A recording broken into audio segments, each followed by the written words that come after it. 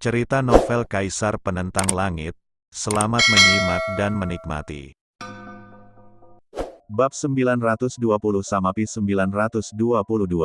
Lebih jauh lagi, padang rumputnya hijau dan pepohonannya luas, dan setiap pohon memiliki pola tao. Bahkan hampir sama dengan pohon kuno Xuanlei. Tempat ini masih memiliki suasana 110.000 tahun. Untuk sesaat, baik Shen Yisan maupun Lin Yan merasa bahwa pohon Xuanlei kuno ini tidak hidup di puncak gunung Xuanlei 50.000 tahun yang lalu, seolah-olah hidup di era ini. Melihat ini, pohon kuno Xuanlei juga menghela nafas sedikit. Dia bahkan memalingkan muka dan melihat reruntuhan dinasti kuno. Ada lebih banyak souvenir di hati saya. Tapi dia tidak mengatakan apa-apa. Setelah beberapa saat, dia kembali ke keadaan semula, dan kemudian mengeluarkan aliran guntur dan kilat, mencoba bersaing dengan Lin Yan. Lin Yan hanya tertawa mendengarnya. Nafas di depan sangat berbahaya. Setelah melewati tempat ini, semakin dalam, segalanya berubah. Itu adalah menara gunung dengan vitalitas yang lemah, tetapi niat membunuhnya sangat kuat. Banyak batu di sekitarnya pecah berkeping-keping, dan bahkan ada tanda kekaisaran yang muncul, tetapi tanda kekaisaran menghilang dalam sekejap. Bagaimanapun, reruntuhan kuno baru saja dibuka, dan sungguh luar biasa pola kekaisaran bisa muncul. Pedang perunggu itu ada di atas sini, kata Shen Yi sambil menatap ini. Namun semakin sering hal ini terjadi, dia menjadi semakin berhati-hati. Pada saat ini, mereka melihat sesosok tubuh menuju langsung ke arah pedang perunggu. Itu adalah seorang pemuda, mungkin dari Xinjiang Tengah, dengan kekuatan luar biasa dan pesona Tao yang kuat. Setengah langkah menuju pencerahan, dia seharusnya memperoleh semacam kekuatan warisan untuk mencapai kondisi ini. Kata Shen Yisan, dia tidak percaya bahwa pemuda ini berada dalam kondisi ini sebelum datang. Lagi pula, bahkan di Zhongjiang, sangat jarang anak muda mencapai pencerahan setengah langkah. Ledakan, bahkan di atas langit, pemuda itu meledakkan senjatanya. Berdengung, tapi pedang perunggu dengan bekas usia tiba-tiba bersinar terang dan jatuh dengan kekuatan yang kuat. Bang! Kemudian senjata Tao di tangan pemuda itu yang pertama hancur, dan pola Tao di atasnya langsung retak dan berubah menjadi debu. Terlalu kuat, kecuali pemuda itu, yang ada di tangannya adalah senjata Tao. Peralatan Tao luar biasa dan bahannya luar biasa. Apakah pedang perunggu itu pecah berkeping-keping ketika diguncang? Kaisar Qi, Shen Yisan dan pohon kuno Xuanlei berbicara pada saat yang bersamaan. Hal semacam ini sulit untuk diperjuangkan. Shen Yisan menunjukkan ekspresi ketidakberdayaan. Meskipun terlihat seperti senjata Tao, karena pernah dipegang oleh Kaisar Agung atau Kaisar Pan, ia memiliki jejak aura kekaisaran, membuatnya pedang perunggu itu sangat sulit diatur. Itu tidak dapat diakses oleh orang biasa. Jelas pedang perunggu meremehkan orang-orang ini, kata pohon kuno Xuanlei. Berdengung, beberapa sosok muncul di menara gunung kuno. Ekspresi mereka serius, tetapi mereka akhirnya turun dari menara gunung, menatap Lin Yan, dan kemudian berkata, "Apakah Anda dari perbatasan tengah?" "Tidak, dari wilayah kekaisaran." Shen Yisan segera melangkah maju, menunjukkan ekspresi bangga. Kebaikan. Mendengar ini, wajah orang-orang itu menjadi gelap. Tapi dia pergi tanpa berkata apa-apa. Itu bukan karena perkataan Shen Yisan, tapi karena dia merasa Lin Yan dan yang lainnya tidak mudah untuk diajak main-main. Lagi pula, dengan pohon Dao yang dipenuhi tanda Dao, bagaimana mereka bisa berpikir bahwa Lin Yan dan Shen Yisan adalah manusia fana? Hei, seharusnya tidak ada siapa-siapa sekarang. Apakah kamu tidak menginginkan pedang perunggu ini? Kalau begitu aku akan mengambilnya, kata Shen Yisan, dan kemudian tidak menunggu Lin Yan. Jawab pohon kuno Xuanlei, dan sosoknya bergerak ke atas. Jalang, siapa bilang aku tidak menginginkannya? Raung pohon kuno Xuanlei. Meskipun mereka melihat dengan mata kepala sendiri kematian pemuda yang mengeluarkan senjata Tao, mereka tetap tidak takut. Adapun Lin Yan, dia tidak mengambil tindakan. Sebaliknya, dia menggunakan mata daunnya dan melihat orang dan pohon ini. Dia melihat pedang perunggu ini sejak reruntuhan kuno dibuka. Ada pola kekaisaran di atasnya, yaitu pedang yang dipegang kaisar ketika ia masih muda. Meskipun selama bertahun-tahun, energi kekaisaran ini telah banyak hilang. Namun sejak dipegang oleh mantan kaisar, pedang perunggu ini telah menjadi spiritual. Tidak akan menyerah sama sekali kepada siapapun, dan tidak akan lagi menjadi pedang di tangan siapapun. Inilah kebanggaan yang pernah menjadi senjata Kaisar Agung. Bahkan jika itu adalah pedang Dao, bahkan jika seorang praktisi kuat dari alam pencerahan Dao datang, dia tidak dapat menaklukkannya. Ledakan. Tapi saat ini, Shen Yisan membombardirnya, napasnya memenuhi udara. Sialan, Jalang, apakah kamu seorang kultivator pencerahan setengah langkah? Apakah kamu berpura-pura menjadi begitu sia-sia saat itu? Sebelum penghalang, kamu bahkan tidak mengambil tindakan. Melihat Shen Yisan menunjukkan kekuatannya, pohon kuno Xuan Lei segera teriak. Dan meskipun dia baru setengah langkah menuju pencerahan, Shen Yisan penuh dengan Taoisme. Ini jelas bukan setengah langkah biasa menuju pencerahan. Ledakan. Pada saat ini, pedang perunggu itu meraung dengan aura yang menakjubkan. Ia menggantung di dunia, sulit diatur dan keras, dengan kekuatan kuno dan kekuatan luar biasa.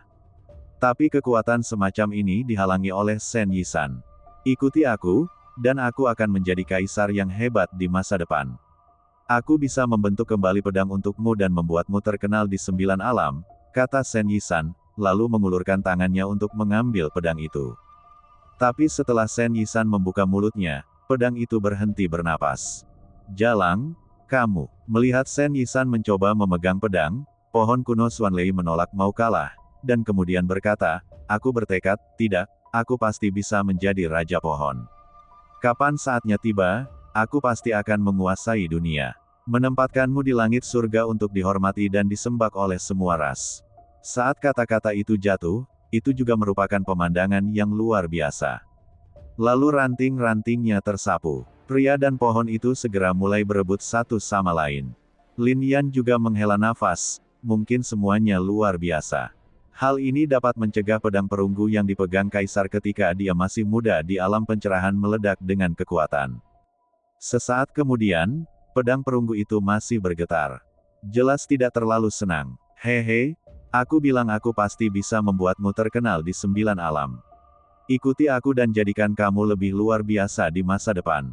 Hanya ada sedikit harta di dunia yang mengikuti 2 kaisar agung. Jika aku adalah kaisar dalam kehidupan ini, kamu akan menjadi salah satu dari mereka. Kata Shen Yisan. Pohon kuno Xuan Lei juga menghabiskan banyak waktu untuk berbicara. Tapi bagaimanapun juga, pedang perunggu ini tidak mengambil tindakan terhadap mereka. Dia terlihat sangat ketakutan. Namun ada juga unsur ketidakteraturan dalam senjata-senjata ini. Hidup atau mati dan tunduk pada mereka. Ahem, karena sulit bagimu untuk membuat keputusan, ikuti saja aku. Pada saat ini, di bawah penghalang gunung, Lin Yan melihat ke arah pedang perunggu dan berbicara. Jiwa kaisar bersinar terang tanpa meledak, tetapi beredar di jiwa Lin Yan. Shen Yisan dan pohon kuno Xuan Lei tidak akan pernah bisa merasakan aura seperti ini. Tapi pedang perunggu itu merasakannya. Memanggil. Pedang perunggu itu menembus langit dan terbang dengan suara siulan. Itu jatuh langsung ke tangan Lin Yan. Aku akan menghapus. Ini. Pohon kuno Xuan Lei dan Shen Yisan hampir tercengang. Mereka bekerja keras, tapi hasilnya tidak sebaik kata-kata Lin Yan. Fiuh. Orang ini dan sebatang pohon tumbang tepat di sini, terutama Shen Yisan, yang menatap Lin Yan dengan mata yang dalam dan berkata, Saudara Lin, kamu, sedikit mengejutkanku. Kamu menjadi semakin sulit bagiku untuk melihatnya. Petik 2. Nak, katakan padaku, dari mana asalmu? Mungkinkah kamu adalah putra Kaisar Agung yang terkubur di dunia pada zaman kuno? Apakah kamu muncul di era ini? Pohon kuno Xuan Lei juga bertanya. Kaisar, Lin Yan tersenyum dingin, lalu berjalan ke depan. Apa maksudnya? Pohon kuno Xuan Lei bertanya sambil menatap Lin Yan. Ahem, saudara Lin sepertinya meremehkan Kaisar. Mendengar ini, pohon kuno Xuan Lei terkejut. Ini juga membuat mereka semakin penasaran dengan Lin Yan. Tapi tidak ada yang terus bertanya. Bagaimanapun, mereka semua memiliki asal-usul yang luar biasa dan masing-masing memiliki rahasianya sendiri. Saat mereka bergerak maju, aura besar keluar. Itu adalah gunung dengan banyak mayat tergeletak di atasnya. Hal ini sangat mengejutkan. Dan di atas langit di puncak gunung, peti mati emas yang tergantung bersinar terang, membawa begitu banyak kekuatan sehingga tidak ada yang berani mendekatinya. Bahkan pohon Xuan Lei kuno dan Shen Yisan pun terkejut. Mungkinkah itu tulang kaisar yang ada di dalam sini? Tanya pohon kuno Xuan Lei. Jika demikian, seharusnya tidak muncul saat ini. Sekarang reruntuhan kuno baru saja dibuka, yang ada hanya ledakan kekuatan Tao. Ada banyak keraguan di hati mereka, tetapi mereka tidak berani terbang menuju peti mati emas yang digantung. Kekuatan semacam ini membuat jantung mereka berdebar-debar. Sekalipun mereka luar biasa, mereka tidak bisa berbuat apa-apa.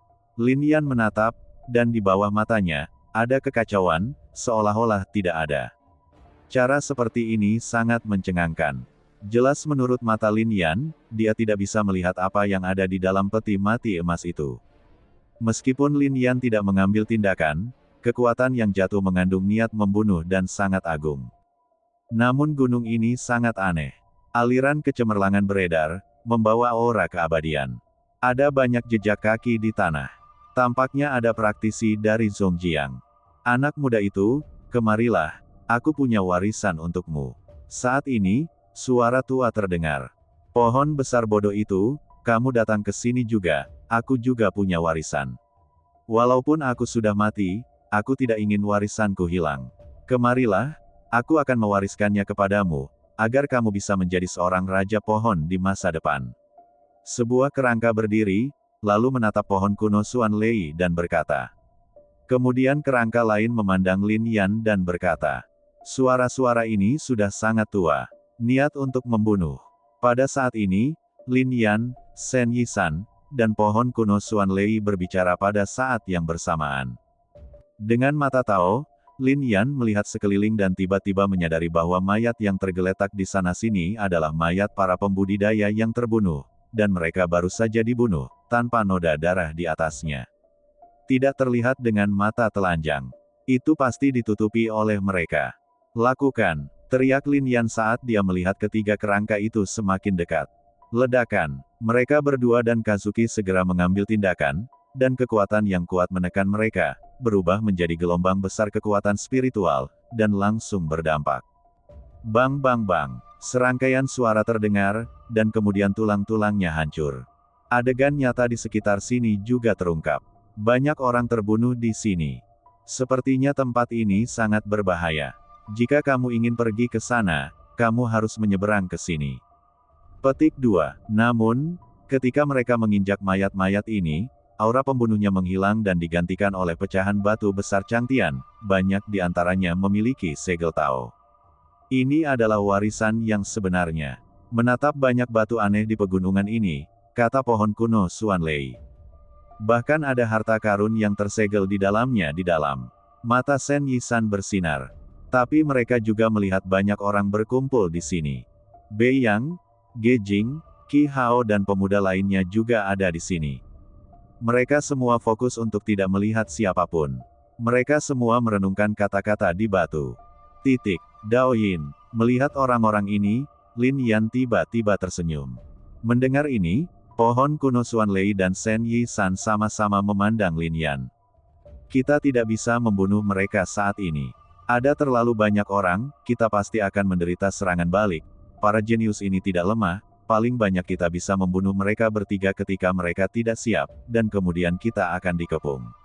Pohon kuno Xuan Lei melihat ekspresi Lin Yan dan berkata, tentu saja aku tidak akan membunuh, tapi, aku bisa memadatkan semua aura mereka. Lin Yan berkata. Lalu, mengutuk mereka. Shen Yisan menyipitkan matanya. Dia seburuk yang dia inginkan. Lin Yan juga berkata, mulai sekarang, jika kamu tidak menyukai siapapun, kamu akan mengutuk mereka. Oh, kamu bilang kami perempuan jalang dan pohon, tapi nyatanya kamu yang paling kejam. Pohon kuno Xuan Lei segera berkata. Dan Shen Yisan juga mengangguk, berpikir itu benar. Namun, Lin Yan jelas tidak memiliki kesan yang baik terhadap mereka. Sepanjang jalan, dia membunuh terlalu banyak kekuatan di Zhongjiang. Dia adalah musuh dari banyak kekuatan, dan para jenius ini mengincarnya di mana-mana. Tetapi jika orang-orang ini menjadi musuhnya di masa depan, dia tidak akan pernah berbelas kasihan. Lin Yan diam-diam mengambil tindakan dari kehampaan Yisan. Ahem, saudara Lin, tidak mudah mengutuk orang-orang ini. Menatap Lin Yan, Shen Yisan berkata, "Setelah kami keluar, kami akan memberimu 10% tanah." Kata Lin Yan. "Oke." Shen Yisan tiba-tiba tersenyum. Pohon Xuanlei kuno dipenuhi rasa iri. Saat ini, banyak orang datang, termasuk para jenius dari Xinjiang Barat dan banyak kultivator muda yang tidak dikenal Lin Yan. Tapi hampir semua orang tercengang dan tidak mengambil tindakan. Tempat ini sangat damai. Ini adalah kesempatan sekali seumur hidup untuk memahami dan mewarisi segel ini. Tidak ada yang mau melewatkan warisan ini lebih dari 100.000 tahun yang lalu, bahkan memiliki warisan Kaisar Agung. Kemudian ekspresi Lin Yan memadat. Dia melihat setiap segel Dao. Warisan di dalamnya memang luar biasa. Banyak warisan yang sangat menakjubkan. Para jenius di seluruh dunia spiritual takut. Akan ada perubahan yang mengejutkan. Mereka yang dulunya jenius tidak akan pernah bisa mengesankan dunia lagi. Tetapi orang-orang di sini akan berbeda di masa depan, masih meremehkan reinkarnasi ini. Dengan keterampilan di tangan, apalagi yang disukai Lin Yan. Dia terus bergerak maju, dan hal yang sama berlaku untuk Shen Yisan dan Xuanlei Gusu. 3 gunung. Di depan, 3 gunung terpisah, dengan aura yang luar biasa. Wus! Saat ini, sosok Beiyang dan yang lainnya bergerak, meninggalkan pegunungan tadi dan menuju ketiga gunung tersebut. Sepertinya kita juga akan berpisah. Apakah 3 gunung kaisar, tapi saya tidak tahu apakah mereka memiliki warisan. Berapa banyak warisan yang dimilikinya? Bagaimana kalau 1 per orang? Anda tidak boleh membiarkan orang lain mengambil harta dan warisan Anda. Kata Shen Yisan. Oke, kata pohon kuno Xuanlei. Saudara Lin, bagaimana menurutmu? Shen Yisan memandang Lin Yan dan menemukan bahwa Lin Yan bahkan tidak peduli dengannya, dan langsung menuju gunung kaisar di tengah. Sial, sungguh menyebalkan. Melihat Lin Yan, 1 orang dan 1 pohon segera berkata, lalu mereka berpisah ke kiri dan kanan, menuju 2 gunung kekaisaran di sebelah mereka. Emperor Mountain luar biasa, dengan aura kekaisaran yang tidak bisa dirasakan orang biasa. Selain itu, 3 gunung kekaisaran menghalangi jalan ke depan. Mungkinkah ini akhir dari reruntuhan kuno? Lagi pula, tidak bisakah kita pergi ke era yang lebih tua? Terlebih lagi, gunung kaisar sangat tinggi dan tidak dapat didaki.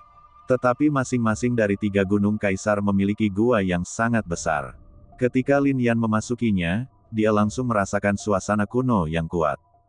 Ada jejak misterius di dinding batu. Setiap jejak sepertinya memiliki legenda, mewakili warisan kuno. Mengapa ada begitu banyak warisan di sini dan mengapa ketiga gunung kaisar ini muncul masih sulit dipahami. Lin Yan tidak melihat warisan ini, dia tiba-tiba merasakan energi yang luar biasa. Buku surgawi dalam uji suanyunya memancarkan cahaya, seperti kekuatan tarik-menarik. Perasaan ini membuat Lin Yan tiba-tiba tersenyum. Ini adalah kekuatan pemanggilan dari kitab surga. Mungkinkah ada kitab surgawi lain di sini? Sinar cahaya jatuh dari istana surgawi, dan Lin Yan curiga bahwa itu adalah buku surgawi. Pada saat ini, ekspresinya memadat dan dia berjalan ke depan. Hanya saja beberapa orang di kedalaman menggunakan alat Tao yang ampuh untuk menyembunyikan penampilan dan energinya. Bahkan dengan mata Tao, sulit untuk melihat wajah asli mereka, yang membuat Lin Yan menghela nafas. Ketika kami mencapai tempat terdalam, itu sangat tinggi dan besar, tingginya lebih dari 100 kaki, sebesar dojo, dan ada tembok batu besar di depannya. Hanya ada 10 kata di dalamnya. Tapi 10 kata ini mengejutkan semua orang. Setiap kata seakan menembus keabadian. Hancurkan tanah terlarang dengan menjentikkan jarimu, potong langit dengan ayunan pedangmu. Salib itu seperti pedang, terpatri dalam di dinding batu. Tanah terlarang, keberadaan kuno dan misterius. Mereka yang masuk adalah makhluk fana atau hidup. Hanya Kaisar Agung yang bisa keluar dengan selamat. Bahkan setengah kaisar pun memiliki banyak orang yang berdarah di antara mereka. Di bawah setengah kaisar, pada dasarnya masuk adalah kematian. Tidak ada yang tahu misteri di sana. Meskipun Lin Yan berjalan melalui 10 area terlarang hidup dan mati ketika dia berada di puncak setengah kaisar, sulit untuk menjelaskan misteri di dalamnya. Dia berjalan keluar dengan kekuatan yang kuat, dan Lin Yan tidak memasuki banyak area di daerah terlarang. Menurut perkiraan Lin Yan, banyak kekuatan yang bahkan sebanding dengan Kaisar Agung. Dan ada pola kekaisaran dan formasi kekaisaran di mana-mana. Itulah aura yang bisa membunuh kaisar. Jika Lin Yan tidak luar biasa di dunia ini dan bisa melihat banyak misteri dengan jelas, akan sulit baginya untuk keluar bahkan jika dia berada di puncak setengah kaisar. Selama 100.000 tahun ini, 10 tempat terlarang dalam hidup dan mati selalu ada, dan tidak ada yang bisa menghancurkannya. Sekalipun mereka tahu bahwa kawasan terlarang itu luar biasa dan memiliki aura kuat yang dapat mengganggu segala arah, kaisar dari setiap generasi tidak mampu menghancurkannya. 80.000 tahun yang lalu, permaisuri Qinghua mengambil tindakan, dan kekuatan kekaisaran bergegas menuju tebing darah, tetapi tangan besar yang berdarah terulur dari dalam. Telapak tangan menutupi langit dan matahari, dan benar-benar memblokir pukulan permaisuri Qinghua.